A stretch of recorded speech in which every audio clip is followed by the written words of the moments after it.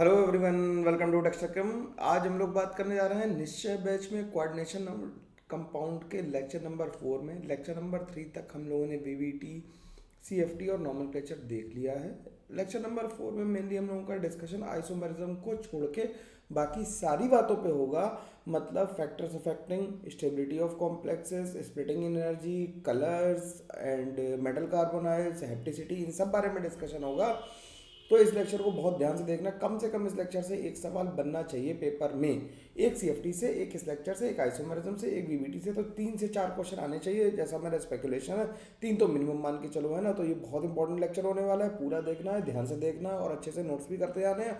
और जो जो सवाल मैं करवाऊँ उन मेरे से पहले अटेम्प्ट करने, वीडियो पॉज कर लिया करो यार, है ना।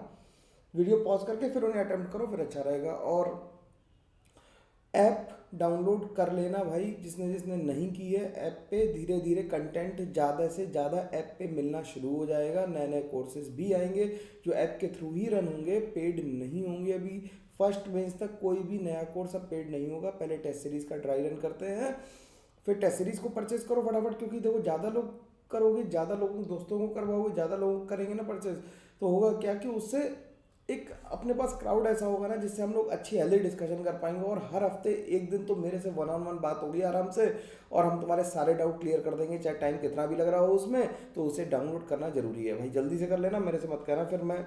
अभी तो डिस्काउंट है उसमें 100 रुपीज़ का, फिर नहीं होगा, है ना, ध्यान रखना। फिर मेरे से मत कहना कि डिस्काउंट वाला ऑप्शन कर दो, वो तो मेरे हाथ पे नहीं है ज़्यादा कुछ। मैं तो इतना टेक्निकली एक्सपर्ट ही नहीं हूँ, जो एक बार आ गया वो आ गया, ठीक है। तो हम लोग अपने चैप्टर को आगे बिल्ड करते हैं। हम लोग कोर्स को भी ख़त्म कर देंगे, 30 नवंबर तक पूरा ही ख़त्म हो जाएगा ये फ्राइडे को तुम ये लेक्चर देख रहे होगे, तो फ्राइडे सैटरडे को ये ख़त्म हो जाएगा, संडे को पीओसी, फिर मंडे को रेडॉक्स, फिर उसके बाद हम लोग सॉल्ट एनालिसिस कर लेंगे 1-2 दिन में। रेडॉक्स को भी करके कंप्लीट कर देंगे, ठीक है। चलो भाई, तो dextercam.in पे नोट्स हमें मिल ही रहे हैं। प्रॉब्लम शीट यार मैं अपलोड अभी नहीं कर पा रहा हूँ क्योंकि वर्कलोड ज़्यादा है, इसलिए अभी केवल ऐप के ऊपर लगा हुआ हूँ ताकि पेपर हो जाए। तो प्रॉब्लम शीट अभी मेरी वाली करने की बजाय जनवरी अटेम्प्ट के लिए क्या करो, पीवाईक्यूज लगा डालो सारे। पीवाईक्यूज खत्म हो जाएंगे तो फिर ये सवाल भी लग जाएंगे। मैं डाल तो दूंगा ही, थोड़ा सा यार टाइम चाहिए ना मेरे को भी, तो मैं भी तो काम ही कर रहा हूँ। और रिवीजन कोर्स भी फटाफट आने वाला है, बता दूँ तुम्हें। तो आज की क्लास का डिस्कशन शुरू होगा factors affecting the magnitude of orbital splitting energy, जिसे हम डेल्टा कह रहे थे। वो डेल्टा ओ भी हो सकती है, डेल्टा टी भी हो सकती है, डेल्टा एस क्यू भी हो सकती है, यानी स्क्वायर प्लेनर भी हो सकती है। उसमें सबसे पहला पॉइंट है क्या, कि oxidation state of metal ion. ठीक, तो oxidation state of metal ion पे कैसे डिपेंड करेगी, तो लिख लेते हैं the magnitude of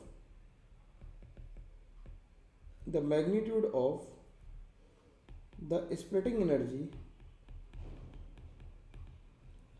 the magnitude of splitting energy increases with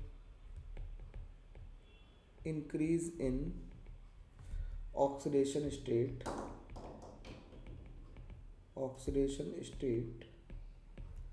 of central metal ion. Central metal ion की ऑक्सीडेशन स्टेट जैसे जैसे बढ़ेगी वैसे वैसे स्प्लिटिंग एनर्जी की भी मैग्नीट्यूड बढ़ता जाएगा। तो अगर कोई सवाल पूछ ले हमसे कि जल्दी से बताना, तो हम आंसर तुम्हें पहले करना है, ध्यान से सुनना मेरी बात। कि अगर हमने ले लिया CO अमोनिया 6 3+ और ले लिया CO अमोनिया 6 2+, किसके लिए स्प्लिटिंग एनर्जी ज़्यादा आएगी?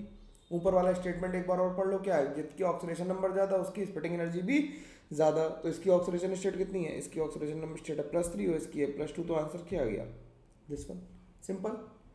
अगला देख लेते हैं, FeCN6 2- या 3- लिख लेते हैं। 2- तो नहीं लिखना होता, 3- और FeCN6। बाकी चीज़ें अभी सेम रख रहे हैं जिससे कि कन्फ्यूजन की स्टेट ना बने। सारे वेरिएशन आएंगे, परेशान होने की जरूरत नहीं है, ज़बरदस्त तरीके से आ जाएंगे, गलती होने की संभावना खत्म हो जाएगी। तो जिसकी ऑक्सीडेशन स्टेट उसकी ज़्यादा होगी, जल्दी से आंसर करो। लेफ्ट वाले की या राइट, लेफ्ट राइट लिख दो, L और F लिख दो, L और R, सॉरी L और F नहीं, L और R।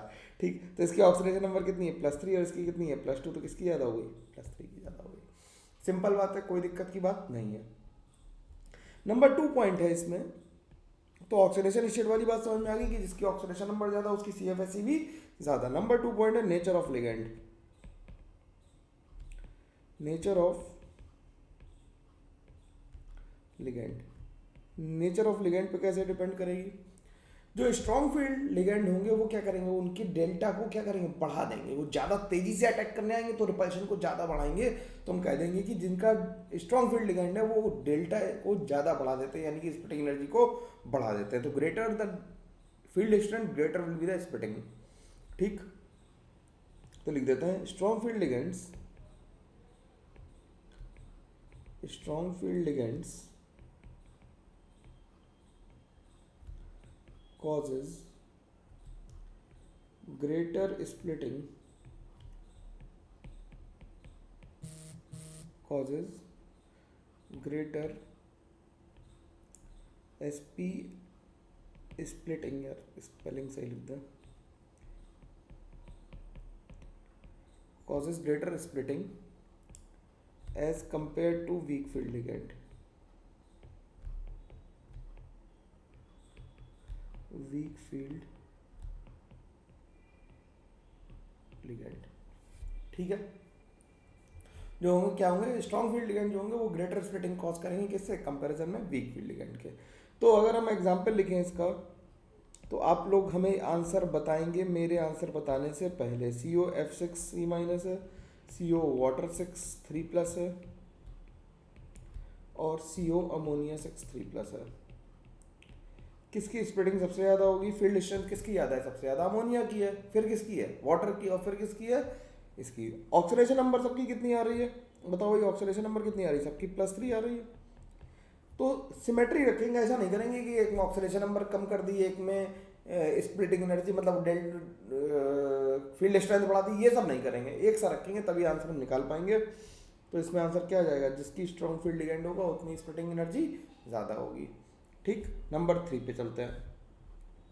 बात समझ में आनी चाहिए, मेरा फंडा केवल इतना ही है कि तुम्हारे को केमिस्ट्री समझ में आनी चाहिए, मैकेनिकली मत पढ़ो यार, है ना, कि हम रट लेंगे, रटने से कुछ नहीं होने वाला। कम से कम जेई में तो नहीं होगा, मेडिकल में तो थोड़ा बहुत हो भी सकता है, जेई में बिल्कुल नहीं हो सकता। ठीक, presence of chelate ligand, presence of chelating ligands,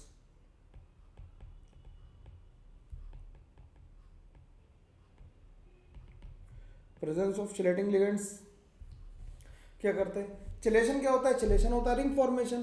तो जब भी रिंग फॉर्मेशन होती है तो एंट्रोपी बढ़ जाती है, और एंट्रोपी बढ़ने की वजह से क्या होता है कि स्प्लिटिंग ज़्यादा होती है ना। तो इसे सिंपल एंट्रोपी को नहीं छेड़ते क्योंकि थर्मोडायनेमिक्स वाले पार्ट में नहीं घुसेंगे हम, तो सीधे सीधे बात को याद रखेंगे। तो लिखेंगे the chelating ligands,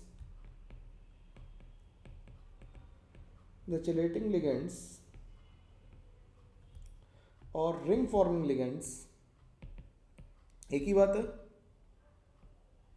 ring forming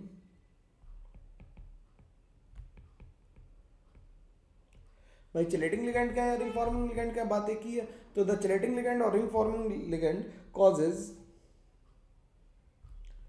a greater splitting,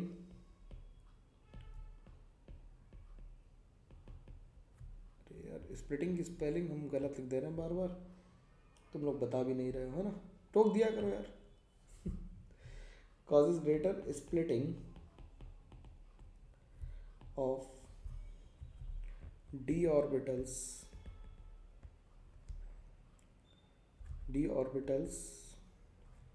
अरे regardless of donor atom, regardless of donor atoms, regardless of donor atoms।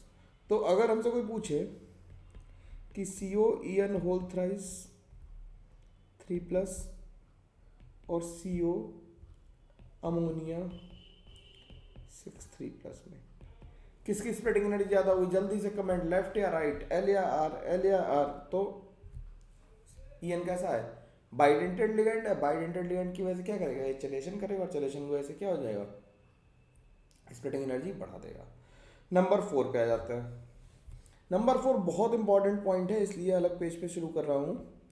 ये इंपॉर्टेंट पॉइंट है, इसे ध्यान रखना। कई लोगों को नहीं पता होता, कमेंट करके ज़रूर बताइएगा कि सर ये बात पता थी या नहीं पता थी। ठीक है, ये कोर्स मैंने ऐसे पढ़ाने की सोची कि ये हमेशा जब भी लोग इसे पढ़ें तो इससे लोगों को फ़ायदा मिले बहुत, है ना। यूट्यूब तो मेरे को पैसे नहीं देता, चिंता मत करो। तुम लोग इतना ज़्यादा देख रहे हो ना, 100 लोगों ने देखा, 100, कितने ज़्यादा लोग होते हैं। लोगों के वीडियो मैंने देखे हैं जिन पे एक एक दिन में 20-20 हज़ार व्यूज़ आते हैं, मेरे पे 100 आ गए, काफ़ी है इतने तो। लेकिन जो 100 लोग पढ़ रहे हैं ईमानदारी से, उन्हें सेलेक्ट करा ही दूंगा इस बार, ये मेरी कमिटमेंट है कि जो 100-200 लोग पढ़ रहे हैं, जो तमीज़ से मेरे साथ जुड़े हुए हैं, उन्हें मैं सेलेक्ट कराऊंगा और करा के ही रहूँगा। जब गाइडेंस सेशन होगा ना, तब पता लगेगा मैं कौन हूँ। ठीक, तो जैसा मैं बताऊँ, मेरी बात माननी है, बस उतना ही करना, उससे ज़्यादा कुछ नहीं करना, पास हो जाओगे, कोई टेंशन की बात नहीं है। अगले एक डाल लेते हैं, identity of central metal ion.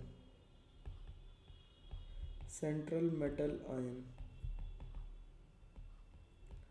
Identity of central metal ion. ठीक, तो लिखते हैं the magnitude of CFSE, the magnitude of CFSE depends upon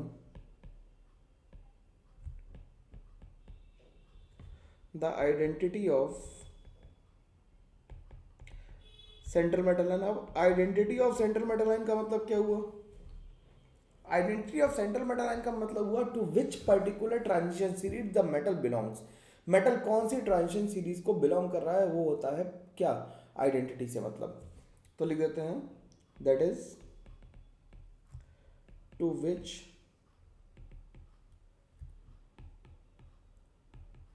particular transition series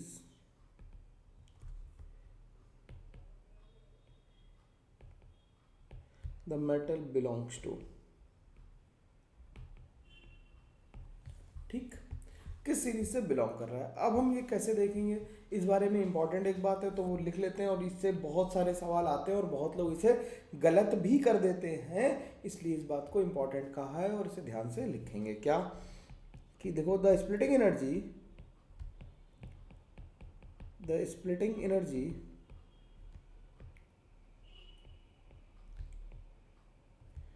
obtained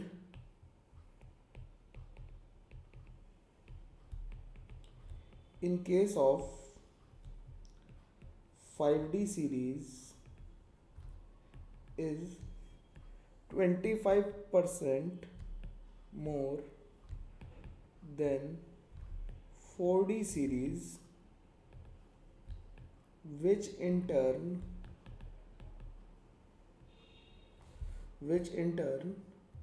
50% greater than 3D series. तो इसका क्या मतलब हुआ भाई? अब अगर डेल्टा मेटल की आइडेंटिटी पे डिपेंड कर रहा है, तो वो ज़्यादातर कोशिश करके कैसे ऑर्बिटल बनाएगा, इनर ऑर्बिटल कॉम्प्लेक्स बनाएगा, 4D वाला और 5D वाला। क्यों? क्योंकि अब उसका ज़्यादा डिपेंडेंस लिगेंड पे नहीं रह गया। तो even weak field ligand in case of 4D and 5D series form inner orbital complex. और ये ज़्यादातर किताबों में भी गलत लिखा हुआ है और लोग इस पर बहस भी करते हैं। ठीक है, लेकिन बहस करने की कोई मुद्दा मेरे साथ तो नहीं है, बिल्कुल क्लियर, क्रिस्टल क्लियर बात बोलता हूँ। तो फिर वो देख लो, जैसे अगर हम एग्जांपल लिखें NiCl4 2-, यहाँ लिख दें PtCl4 2-, यहाँ पे लिख दें PdCl4 2-। ठीक, एक काम करते हैं, इसे उठा के इधर रख लेते हैं, इसे उठा के इधर रख लेते हैं, जिससे सीक्वेंस में रहे। ठीक, तो ये 3D सीरीज है, ये 4D का है और ये 5D का है। सब में Cl- और Cl- कैसा है, वीक फील्ड लिगेंड है। तो कोऑर्डिनेशन नंबर 4 में जो NiCl4 है उसका हाइब्रिडाइजेशन तो आता है sp3, इसमें आता है dsp2 और इसमें भी आता है dsp2। ये दोनों कैसे बन जाते हैं, स्क्वायर प्लेनर बन जाते हैं। और स्क्वायर प्लेनर क्यों बन पाए? क्योंकि ये 4D और 5D सीरीज के लिए CFSE ज़्यादा होती है, तो वीक फील्ड लिगेंड भी क्या कर पाते हैं, पेयरिंग कर पाते हैं। बात समझ में आनी चाहिए, कोई दिक्कत की बात नहीं है इसमें। ठीक, इसमें कोई बात मतलब कोई परेशानी की बात तो नहीं है ना। अब बात करते हैं स्टेबिलिटी ऑफ कॉम्प्लेक्सेस की। किसकी बात करते हैं? स्टेबिलिटी ऑफ कॉम्प्लेक्सेस की। कलर्स की भी बात करेंगे आज ही के लेक्चर में, तो सुनते रहो ध्यान से, बात समझ में आ रही होगी। ये क्वेश्चन है, ये वाला सवाल ही आएगा पेपर में, ध्यान रखना। अब वहीं डाल लेते हैं stability of complexes.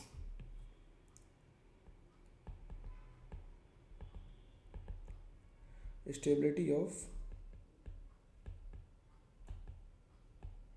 Complexes. Complexes की स्टेबिलिटी कैसे निकालेंगे? कॉम्प्लेक्सेस की स्टेबिलिटी निकालने का तरीका क्या होगा? कॉम्प्लेक्स को ब्रेक करने की कोशिश करेंगे, उसका इक्विलिब्रियम कांस्टेंट मेजर करेंगे।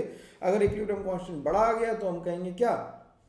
इक्विलिब्रियम कांस्टेंट बड़ा आ गया तो हम कहेंगे अनस्टेबल, और इक्विलिब्रियम कांस्टेंट छोटा आया तो हम कहेंगे क्या? कि ये कैसा होगा? स्टेबल कॉम्प्लेक्स होगा, तभी नहीं टूट रहा है। सिंपल सी बात है, ज़्यादा मुश्किल बात तो है ही नहीं है। तो लिख लेते हैं इन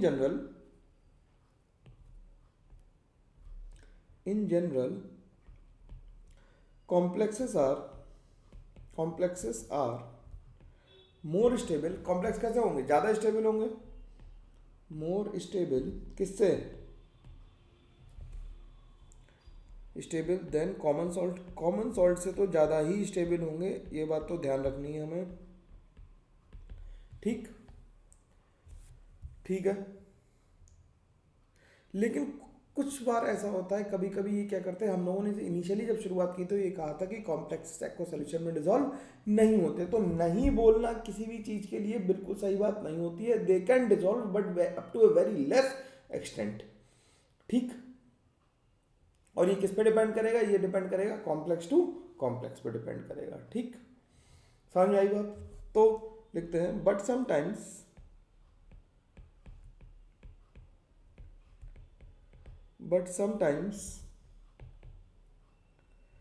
they dissociate in aqueous solution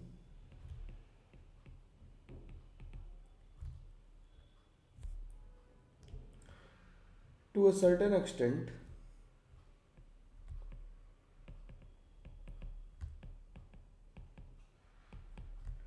which depends upon which may vary from complex to complex।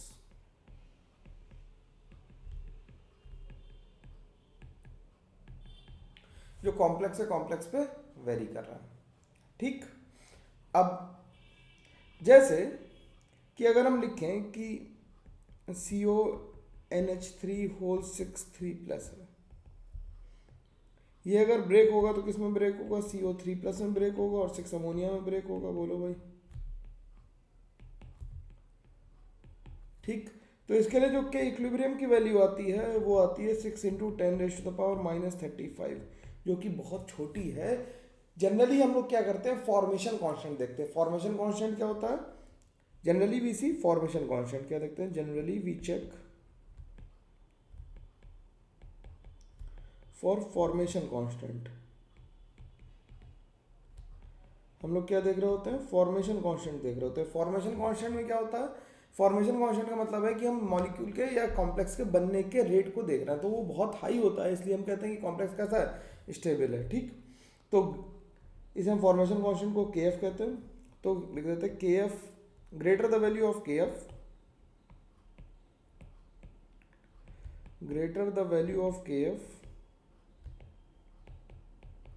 greater the value of KF greater will be the stability।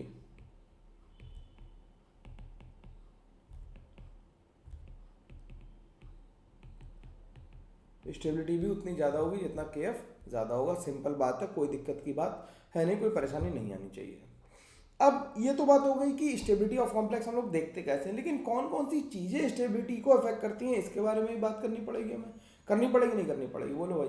करनी पड़ेगी, क्यों करनी चाहिए भी हमें इस बारे में बात की कौन से कॉम्प्लेक्स ज़्यादा स्टेबल है कौन से कम, क्योंकि अभी हम लोग सॉल्ट एनालिसिस करेंगे, उसमें दिक्कतें आई हैं हमें। ठीक है, तो लिखते हैं factors affecting stability of complexes. लिख लेते हैं फैक्टर्स अफेक्टिंग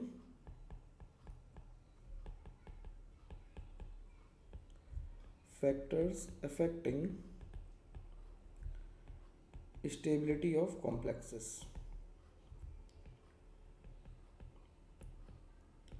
अभी जो हमने फैक्टर्स किए थे वो CFSE को अफेक्ट कर रहे थे। अब हम बात कर रहे हैं कॉम्प्लेक्स की अपनी स्टेबिलिटी की। CFSE की बात नहीं कर रहे हैं हम लोग, अपने कॉम्प्लेक्स की अपनी खुद की स्टेबिलिटी की बात कर रहे हैं। बात ध्यान से सुनना मेरी, है ना। मान ले रहे हैं यार, तुम लोग देख रहे हो और समझ में भी आ रहा है, हम लोग 6,000 हो गए फैमिली, 10,000 होने पे पार्टी होगी, बिल्कुल तुम लोग इनवाइटेड हो, है ना। इतने छोटी छोटी मैं मना लेता हूँ क्योंकि मेरे को पता है मैं 5 लाख तक तो नहीं पहुँचूंगा कभी, 5 लाख 10 लाख तो नहीं होंगे, 1 मिलियन तो सपने में भी नहीं होंगे, क्योंकि जिस रेट से बढ़ा रहे हैं, एक एक महीने में 1,000 बढ़ा रहे हैं, तो 1,000 महीने 100 महीने लगेंगे कहाँ तक पहुँचने में, 1 मिलियन तक पहुँचने में, 1 लाख तक पहुँचने में। 100 महीने का मतलब हो गया 7 साल, इतना 8 साल तक मैं बूढ़ा हो जाऊँगा, है ना। नहीं, इतनी जल्दी नहीं होगा बूढ़ा। पता नहीं यार, लोग कहते हैं कि यूट्यूब कभी कभी एक्सपोनेंशियली बढ़ने लगता है, तो देखते हैं कब आता है वो time. C F S C, C F S C कैसे देखेंगे, सी एफ एस सी पे कैसे डिपेंड होगी, जितनी ज़्यादा सी एफ एस सी होगी उतना ही ज़्यादा स्टेबल कॉम्प्लेक्स होगा। ठीक, तो लिख देते हैं greater the value of C F S C, greater the value of C F S C, greater will be the stability of complex।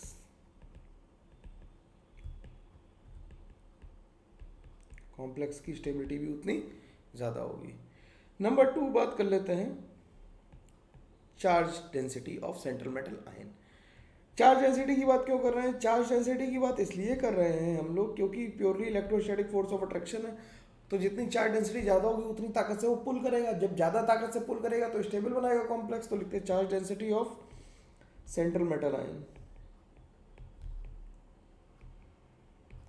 Central metal ion, charge density of central metal ion, तो लिख लेते हैं greater the charge density of central metal ion greater will be the stability of complex. ठीक, तो लिख देते हैं greater the stability of, greater the charge density of, greater the stability नहीं, charge density of central metal ion greater will be the force of attraction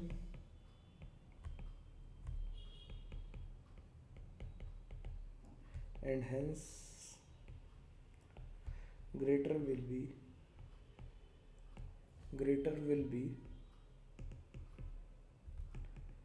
the stability। ठीक, तो अब ये सवाल देखो डी ब्लॉक्स में भी आ सकता है, यहाँ पे भी आ सकता है। क्या कर रहा है कि ऑर्डर ऑफ स्टेबिलिटी अगर लिखना हो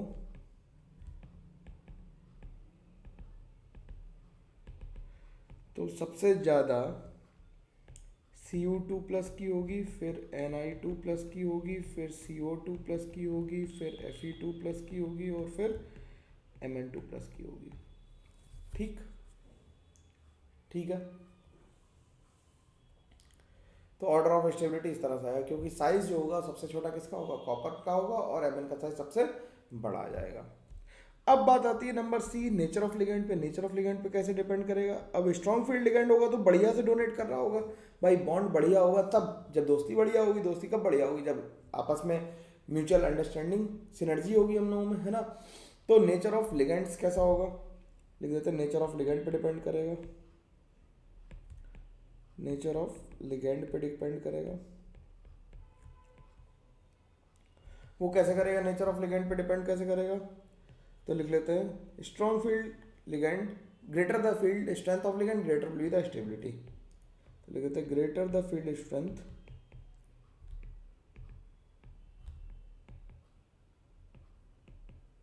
ऑफ लिगेंड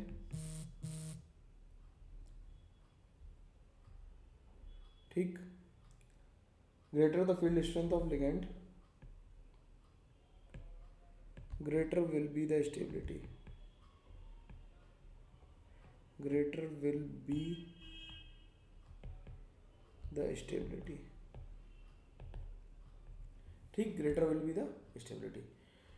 अब अगला पॉइंट है चिलेट इफेक्ट, हम लोगों ने अभी पढ़ा, जो ऊपर पढ़े थे वही है बिल्कुल नीचे, तो जिसमें चिलेशन होगा जितनी ज़्यादा चलेशन होगी उतनी स्टेबिलिटी ज़्यादा होगी, क्योंकि उतनी रिंग्स ज़्यादा बन रही होंगी, और रिंग वाले कंपाउंड्स कैसे होंगे, उनका डेल्टा ज़्यादा होगा, तो फिर से क्या होगा, सब एक दूसरे से जुड़े हुए तार हैं। देखो ध्यान से अगर सोचोगे तो ज़्यादा मुश्किल बात है नहीं, जो तुम्हें लग रही बहुत सारी वो बात है नहीं, मैं लिख ज़्यादा रहा हूँ, बात कम है ना। तो लिख देते हैं क्या, greater the extent of oscillation, greater will be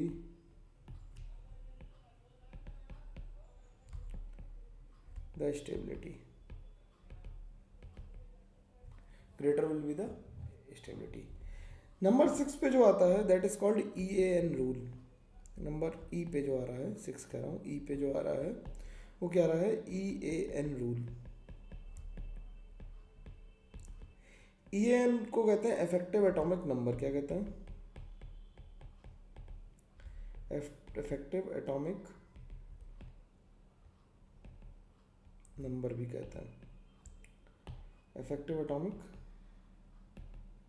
number कहते हैं, ठीक। तो EAN रूल क्या कहता है, ठीक, ये कहता है कि ऐसे मतलब कॉम्प्लेक्स जिनमें मेटल अपने नियरेस्ट नोबल गैस कॉन्फ़िगरेशन को अटेन कर लेता है अकॉर्डिंग टू EAN, उसे हम कहते हैं वो कॉम्प्लेक्स ज़्यादा स्टेबल होता है with respect to the other one, ठीक। लिख लेते हैं EAN in complexes the central metal ion या CMI tends to attain the nearest noble gas configuration by accepting the electron or by donating the electron। वो क्या करता, या तो ऑक्सीडाइज होगा या रिड्यूस होगा। डोनेटिंग इलेक्ट्रॉन मतलब रिड्यूस हो रहा है, और एक्सेप्टिंग इलेक्ट्रॉन का मतलब क्या हो रहा है, मतलब एक्सेप्टिंग का मतलब हो रहा है क्या, रिड्यूस हो रहा है, और डोनेटिंग का मतलब ऑक्सीडाइज हो रहा है। तो या तो ऑक्सीडाइज होके स्टेबलाइज होगा या रिड्यूस होके स्टेबलाइज होगा, और वो ऐसा कर लेगा। कहते निकालते हैं EN, निकालते कैसे हैं, तो EN का फॉर्मूला लिख लेते हैं, EN is equals to Z minus oxidation number plus 2 into coordination number. यहाँ पे Z क्या है, Z है एटॉमिक नंबर, ON है ऑक्सीडेशन नंबर,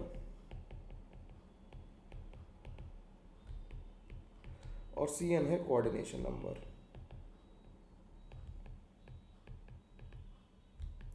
CN है कोऑर्डिनेशन नंबर। तो Z क्या है, atomic number, ON oxidation number, CN coordination number, और इससे हम लोग क्या निकाल लेंगे, EN निकाल लेंगे। तो एक एग्जांपल करके देख लें क्या भाई, चलो देखते हैं। जैसे निकालना हो FeCN6 4 माइनस का निकालता है, FeCN6 4 माइनस का EN निकालोगे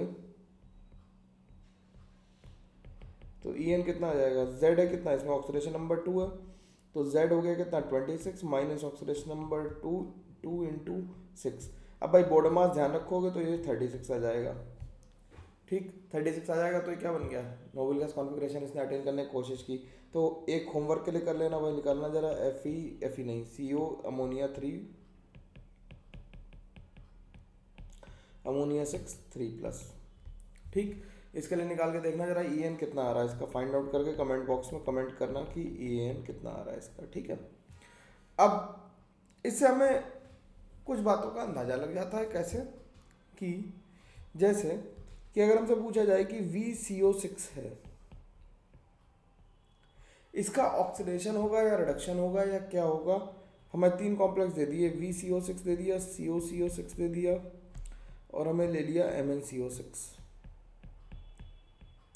किसका ऑक्सीडेशन होगा, किसका रिडक्शन होगा। तो जब इसका तुम EAN निकालोगे तो इसका EN कितना आ जाएगा, जल्दी बताओ भाई। V का होता है 23 प्लस, इसे माइनस कर दें, ऑक्सीडेशन नंबर तो सब पे 0 ही है यार, देख लो ध्यान से, क्योंकि CO न्यूट्रल है, न्यूट्रल कॉम्प्लेक्सेस हैं, तो ऑक्सीडेशन नंबर तो 0 आ गई, प्लस 2 इंटू 6 यानी ये 35 आ गया।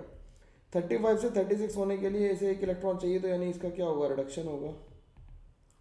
और ये इलेक्ट्रॉन रिसीव कर लेगा। इसका ई एन निकालोगे तो क्या आएगा भाई, इसका ई एन निकालोगे तो आ जाएगा 24 माइनस 0 प्लस 2 इंटू 6 यानी 36 आ जाएगा। तो इसका neither oxidation nor reduction, neither, अरे फिर से लिखना पड़ेगा कुछ, ये ऐप में दिक्कत आ गई यार कुछ। Neither oxidation nor reduction. इसका ई एन निकालोगे तो कितना आएगा देखना जरा भाई, ई एन इसका निकालेंगे तो 25 माइनस 0 प्लस 2 इंटू 6 यानी कि ये 37 हो गया। तो इसका मतलब क्या होगा, इसे 36 होने के लिए क्या करना पड़ेगा, ऑक्सीडेशन करना पड़ेगा। तो ये फटाफट ऑक्सीडाइज हो जाएगा एम वाला, वी फटाफट रिड्यूस हो जाएगा। सिंपल सी बात है, कोई ज़्यादा मुश्किल बात है नहीं इसमें। ठीक है, बात समझ में आनी चाहिए, कोई दिक्कत तो नहीं लग रही है ना इसमें। अब आगे बात करते हैं, ईएन से ही रिलेटेड एक और टर्म यूज होता है हेप्टिसिटी। क्या यूज होता है, हेप्टिसिटी। हैंग डाल लेते हैं हेप्टिसिटी, हैंग डालते हैं हेप्टिसिटी, HAPTICITY, हेप्टिसिटी। हेप्टिसिटी को ईटा से लिखते हैं। ठीक, हेप्टिसिटी होती क्या है इस बारे में बात करते हैं कि अगर मान लो जैसे हम लोगों ने सैंडविच कंपाउंड बनाए थे, हम लोगों ने बताया था ना कि कंपाउंड में सैंडविच कंपाउंड भी होते हैं जिसमें पाई डोनेटिंग लिगेंड्स होते हैं, जिसमें पाई इलेक्ट्रॉन्स डोनेट करते थे, पाई बॉन्डेड इलेक्ट्रॉन्स डोनेट किए थे। ऐसे मरकरी वाला हमने ऑक्सीडेशन, ऑक्सीमर्क्यूरेशन, डिमर्क्यूरेशन में करा था। तो इसमें लिख देते हैं द टोटल नंबर ऑफ, कैसे निकालेंगे हेप्टिसिटी ये बात करें, the total number of atoms in the ligand, the total number of atoms in the ligand to which the donatable, डोनेटेबल का मतलब क्या है, डोनेटेबल का मतलब है जो डोनेट करने लायक इलेक्ट्रॉन्स हैं, या पाई इलेक्ट्रॉन क्लाउड है, pi electron cloud belongs to is called hapticity, is called hapticity. जैसे अगर हम बेंजीन का इलेक्ट्रॉन क्लाउड देखें तो कितने कार्बन को टच करता है, 6 कार्बन को। तो इसमें लिख देते हैं pi electrons belongs to 6 carbons. तो इसे लिखेंगे, इसकी हेप्टिसिटी कितनी है 6, तो इसे ईटा 6 लिखेंगे।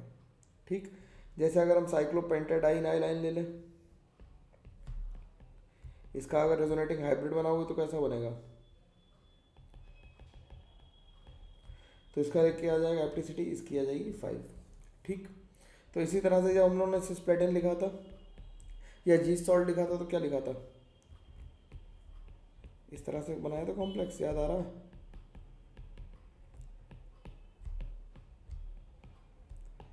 ऐसा एक कॉम्प्लेक्स बनाया था, यहाँ पे माइनस था। ठीक, तो इसके लिए क्या लिखेंगे, इसे अगर शॉर्ट फॉर्म में लिखना जाए तो PT ईटा 2 C2H4 Cl3 माइनस। ठीक, इस तरह से लिखेंगे। बात समझ में आनी चाहिए, जो छोटी सी बात है, कई बार ईटा के ऊपर नंबर ही पूछ लेते हैं इंटीजर में, है ना, तो सिंपल सवाल 54 नंबर का, परेशान होने की जरूरत नहीं है। इसके बाद अगर फेरोसिन बनाते हैं, फेरोसिन कैसे बनाते हैं, तो ये हो गया फेरोसिन, इधर Fe आ गया नहीं बीच में, इधर नेगेटिव आ गया, तो ये इससे आ गया और ये इससे आ गया, इस तरह से। तो इसका नाम है फेरोसिन। इसे लिखते कैसे हैं, Fe ईटा 5 C5H5 होल ट्वाइस। ठीक है, ठीक, तो इसमें En अगर इसका निकालना हो तो En कितना निकालेंगे, En कैसे आएगा फेरोसिन का, ऑक्सीडेशन नंबर 2 है तो 26 माइनस 2 प्लस 2 इंटू कितना इलेक्ट्रॉन दिए, 6 ऊपर से और 6 नीचे से, तो कितने इलेक्ट्रॉन आ गए, 12 इलेक्ट्रॉन आ गए टोटल। तो इसकी हेप्टिसिटी कितनी है, En कितनी आ गई, 34 आ गई। इसलिए सैंडविच कंपाउंड्स और स्टेबल होते हैं बहुत ज़्यादा। ठीक है, अब बात करते हैं हम लोग कलर्स इन कॉम्प्लेक्स की। ठीक, हेडिंग डाल लेते हैं कलर्स इन कोऑर्डिनेशन कॉम्प्लेक्सेस। बात करते हैं, डिस्कशन लंबा होगा थोड़ा सा, है ना, तो बात करना शुरू करते हैं।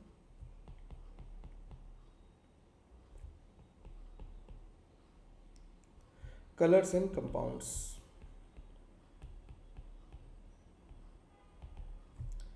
कलर्स एंड कंपाउंड्स की बात करता है। कलर्स एंड कंपाउंड्स में जब बात करेंगे तो हम बात करेंगे कलर आता क्यों है। कलर आ जाता है ये तो दिखता हमें कि हमारी शर्ट का रंग वाइट है, बालों का रंग ब्लैक है, नोट्स का कलर रेड है या ब्लू है या पिंक है या जो भी कुछ है, या तो शर्ट का कलर जो भी कुछ है, ये कलर है, ये तो बात पता है, लेकिन क्यों है इसके बारे में डिस्कशन होना चाहिए। होना चाहिए नहीं होना चाहिए? होना चाहिए। तो हम लिख देते हैं reason for colours. Reasons for colour. तो अब जीवन में जो भी रंग है उनके लिए कुछ ना कुछ रीज़न होते हैं, तो उन रीजंस के बारे में बात कर रहे हैं। जिसमें सबसे पहला अगर तुम कमेंट करके बता पाओ, जो तुम्हें पता भी होना चाहिए था, वो होता है डीडी ट्रांजिशंस। D d transitions. दूसरा है ligand to metal charge transfer.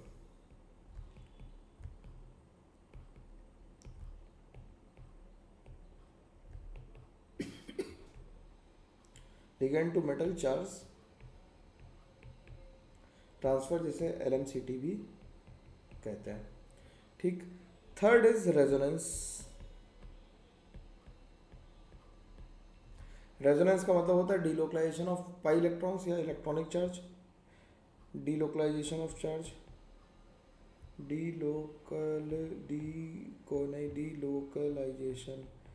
Delocalisation of charge. ठीक। कमेंट करके बताना कि तुम्हें कितने आते थे इसमें से। Number 4 is polarisation and number 5 is F centres. F centre मतलब मेटल एक्सिस डिफेक्ट।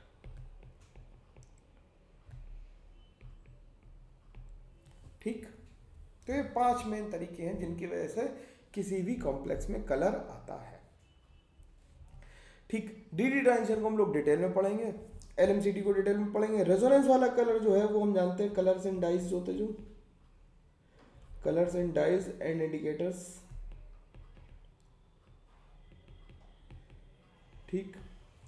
पोलराइजेशन की वजह से जो कलर आता है उसके बारे में बात कर लेंगे, एफ सेंटर्स, और एक 6 नंबर और डाल देते हैं इसमें, होमोलुमो ट्रांजिशंस।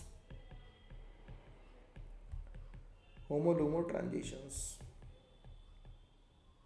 बेसिकली वो रेजोनेंस ही है, जैसे डीडी ट्रांजिशन है वैसे होमोलुमो ट्रांजिशंस की वजह से भी कलर आता है। तो एक एक करके सबके बारे में डिस्कशन कर लेते हैं। थर्ड को छोड़ देते हैं क्योंकि वो डाइज में कलर है, वो रेजोनेंस की वजह से आते हैं, सबको पता होगी ही ये बात, इसमें कोई दिक्कत की बात नहीं है। ठीक। तो पहले इन डालते हैं डीडी ट्रांजिशंस।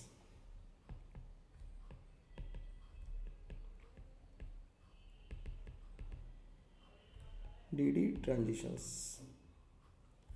डीडी ट्रांजिशन में क्या होता है, जब डीडी ट्रांजिशन होगा तो electron higher energy d orbital से लोअर एनर्जी डी ऑर्बिटल में आएगा, यानी T2G से EG में आ जाएगा या E से T2 में आ जाएगा, यानी मतलब T2 से E में आ जाएगा। तो लोअर एनर्जी में आने की कोशिश करेगा, या नहीं होता, हमेशा उल्टा ही होता है, हमेशा कैसे आएगा, T2G से EG में, EG से T2G में आएगा। ठीक है ना, सॉरी मेरी टंग वैसे मतलब स्लिप कर रही। EG से किस में आएगा, T2G से। जब ऊपर से नीचे कूदेगा तो वो डेल्टा नॉट की एनर्जी रिलीज करेगा। जब एनर्जी रिलीज करेगा तो उसके करस्पॉन्डिंग कोई वेवलेंथ होगी, बोलो भाई होगी कि नहीं होगी। जब एनर्जी रिलीज करेगा तो उसके करस्पॉन्डिंग क्या होगी, एक वेवलेंथ होगी।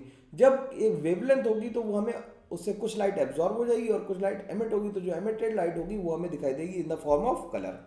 ठीक। तो इस बात को पूरे ही लिख देते हैं जिससे तुम्हें पेपर में भी लिखने में आराम रहे और तुम बात को पूरी तरह से समझ भी पाओ। ठीक। तो लिखते हैं, लिखते देयर, लिखते द ट्रांजिशन, ऐसा लिख देते हैं, लैंग्वेज थोड़ी सही करते हैं। The transition of d electrons from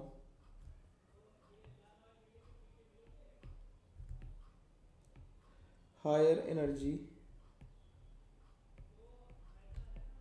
orbitals to lower energy orbitals, lower energy d orbital से लिख देता है। ठीक।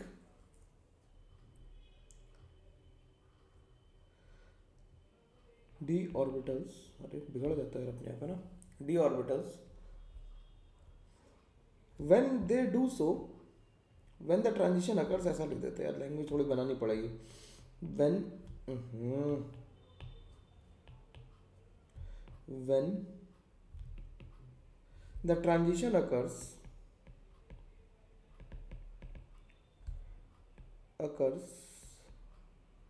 or electron jumps from higher level to lower level,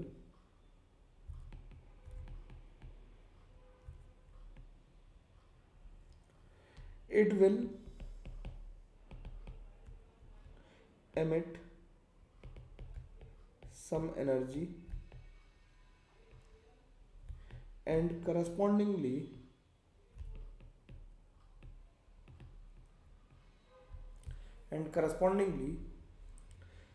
some light of some wavelength. ठीक. इनविजिबल रीजन,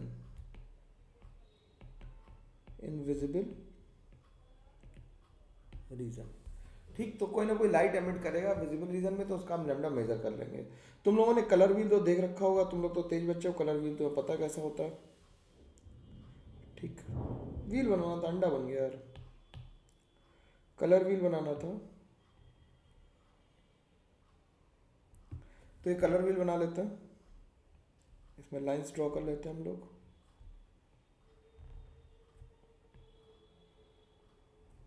ये हमारा colour wheel है. ये न्यूटन्स कलर व्हील कहते हैं. इसे क्या कहते हैं? न्यूटन्स डिस्क कहते हैं. बेसिकली कलर व्हील को न्यूटन्स डिस्क कहते हैं.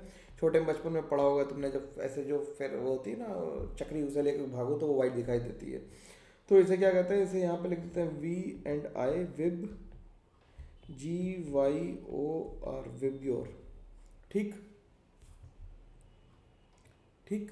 अब जो लाइट एब्जॉर्ब हो जाएगी उसके करस्पॉन्डिंग दूसरा कलर दिखाई देगा, कॉम्प्लीमेंट्री कलर दिखाई देता है. कैसे? मान लेते हैं कि ग्रीन लाइट एब्जॉर्ब हो गई, तो कौन सी एमिट करेगा? रेड करेगा. तो if a compound has absorbed the green light,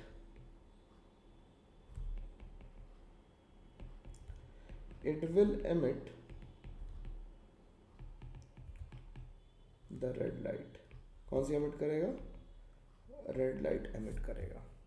ठीक. अब अगर CFSE ज्यादा होगी तो लैम्डा कम होगा किसका? एमिटेड रेडिएशन का. तो एब्जॉर्ब रेडिएशन का लैम्डा ज्यादा आएगा. ठीक.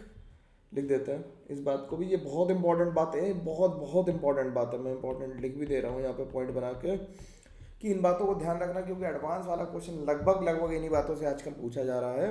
तो कहते हैं if CFSE is more, the wavelength will be less of absorbed radiation and higher will be the wavelength of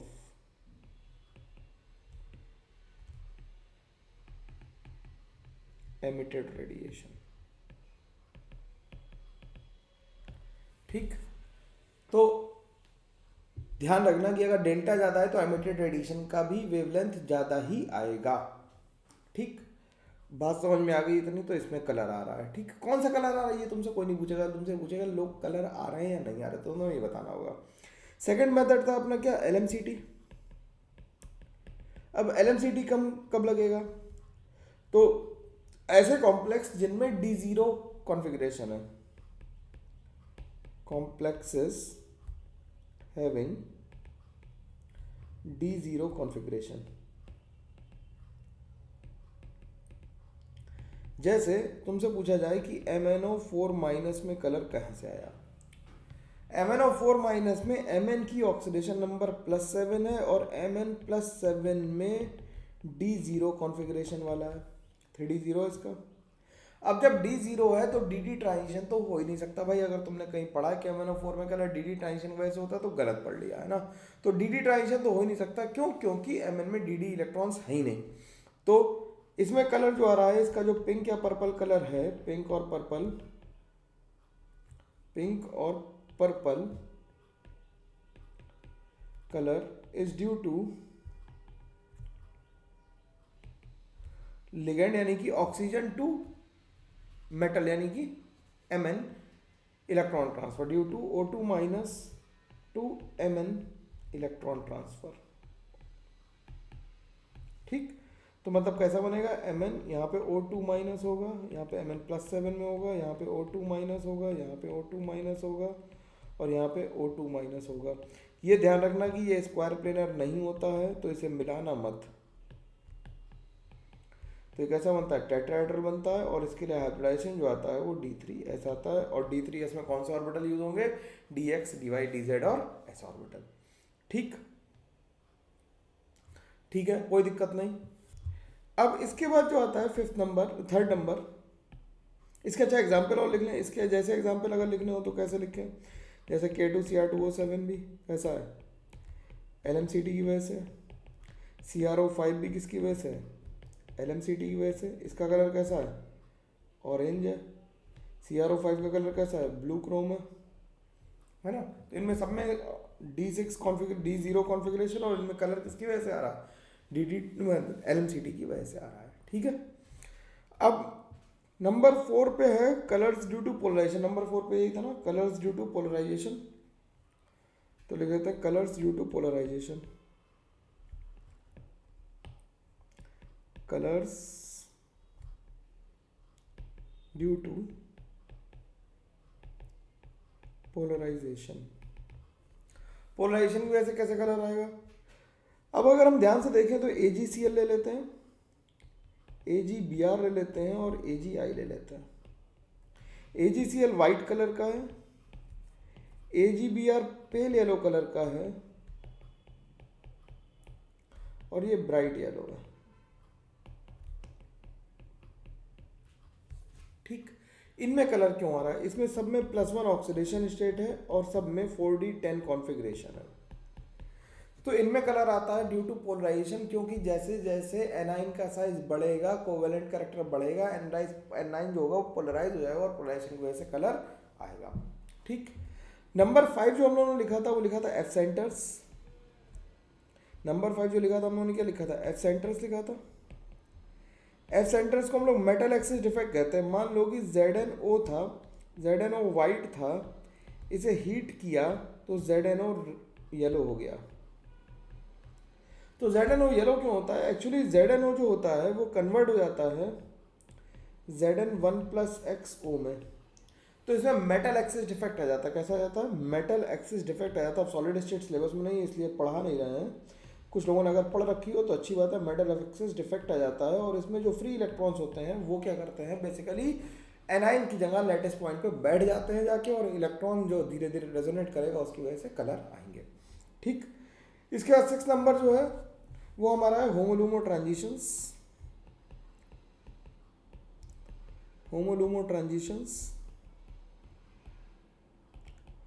होमोलुमो transitions में जो कलर आते हैं वो बेसिकली हेलोजेंस में है। कलर्स इन हेलोजेंस लिख देते, बस इतना ही ध्यान रखना है, कलर्स इन हेलोजेंस। हेलोजेंस में जो कलर हैं वो किसकी वजह से हैं, होमोलुमो ट्रांजिशन। जैसे Cl2 जो है वो कैसी है, ग्रीनिश येलो है, ग्रीनिश येलो है। Br2 कैसी है, Br2 रेडिश ब्राउन है।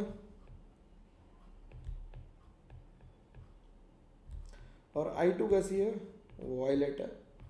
तो इनमें कलर क्यों आ रहे हैं, इनमें आ रहे हैं किसके वजह से, इनमें कलर आ रहे हैं होमोलुमो ट्रांजिशन में। होमोलुमो का मतलब है कि हाईएस्ट ऑक्यूपाइड मॉलिक्यूलर ऑर्बिटल से लोएस्ट मॉलिक्यूलर ऑर्बिटल में, लोएस्ट अनऑक्यूपाइड मॉलिक्यूलर ऑर्बिटल में जब इलेक्ट्रॉन जंप करेगा तो वहां से भी एनर्जी रिलीज होगी। तो ये बात तो एक क्लियर है कि जब तक इलेक्ट्रॉन कूदाफानी नहीं करेगा तब तक कलर नहीं आ सकते हैं। ठीक है, इतनी बात समझ में आ गई। तो कलर्स की कहानी भी हम लोगों ने पूरी कर ली। अब जो हमारा बचा हुआ है वो केवल 2 पार्ट बचा हुआ है करने के लिए। एक हम लोगों को आइसोमेरिज्म अगली क्लास में करनी है और हम लोग खत्म कर देंगे मेटल कार्बोनेट्स, तो वो दोनों अगली क्लास में हम लोग पूरी तरह से चैप्टर को वाइंड अप कर देंगे। ठीक है, कोई टेंशन की बात नहीं है, सैटरडे को ये चैप्टर खत्म हो जाएगा, टेंशन लेने की जरूरत नहीं है। ऐप जरूर डाउनलोड कर लो, परचेस करनी हो परचेस कर लो, नहीं करनी तो डाउनलोड तो कर ही लो, क्योंकि उसमें बहुत सारी इन्फॉर्मेशन आने वाली है। ठीक है, चलो मिलते हैं हम लोग, तब तक के लिए thank you very much, take care, bye bye, ध्यान रखना अपना बहुत सारा। ठीक।